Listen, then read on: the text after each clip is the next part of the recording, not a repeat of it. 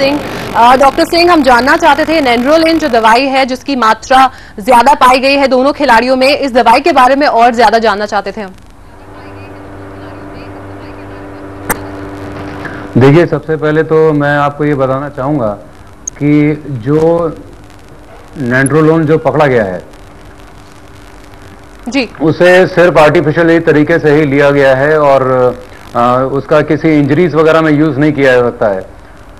और दूसरी बात यह भी है कि इनके यूज़ से इंजरीज के चांसेस बढ़ सकते हैं।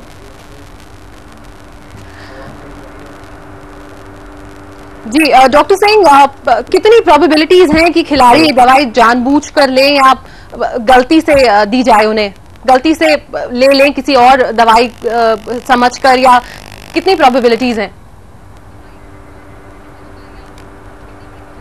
देखिए, सबसे पहले तो मैं आपको ये क्लियर कर दूं कि इन तरीके का जितनी भी परफॉर्मेंस एनहांसिंग जितनी भी दवाइयां हैं उनका इस्तेमाल आज से नहीं और तमाम कई सालों से हो रहा है। और इन सब चीज़ों के अलावा जो है अब डोप टेस्ट की भी कई लिमिटेशंस हैं और जी, जिनकी वजह से कई बार फॉल्स नेगेटिव्स भी आते हैं और ट्रू फॉल्स पॉजिटिव्स भी आ जाते हैं।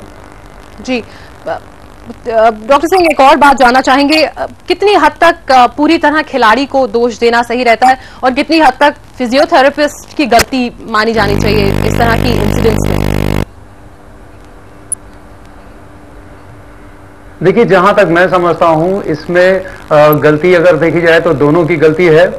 और क्योंकि फिजियोथेरेपिस्ट को कंप्लीट इंफॉर्मेशन होनी चाहिए कि वो खिलाड़ी को कौन सी दवाइयां दे रहे हैं, और क्योंकि कई इस तरीके की दवाइयां हैं जिनके मेटाबोलाइट्स की वजह से भी फॉल्स पॉजिटिव आते हैं। हालांकि फॉल्स पॉजिटिव के तमाम रीजंस हो सकते हैं। जी, एक और बात जो मैं जानना चाहूंगी, क्या आपने कभी इस तरह का कोई इंसिडेंट देखा है जहां खिलाड़ी के ना चाहते हुए भी उसे इस तरह की दवाइयां लेने पे मजबूर किया गया हो, या फिजियोथेरेपिस्ट की वजह से कोई खिलाड़ी इस तरह फंसा हो, ऐसा कुछ हुआ?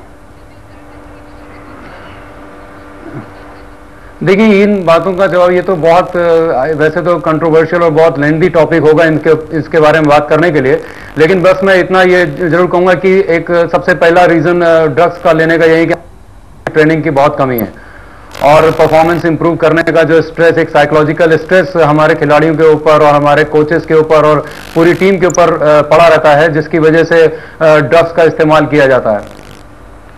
जी डॉक्टर सिंह, आप बने रहिए थोड़ी देर हमारे साथ। हम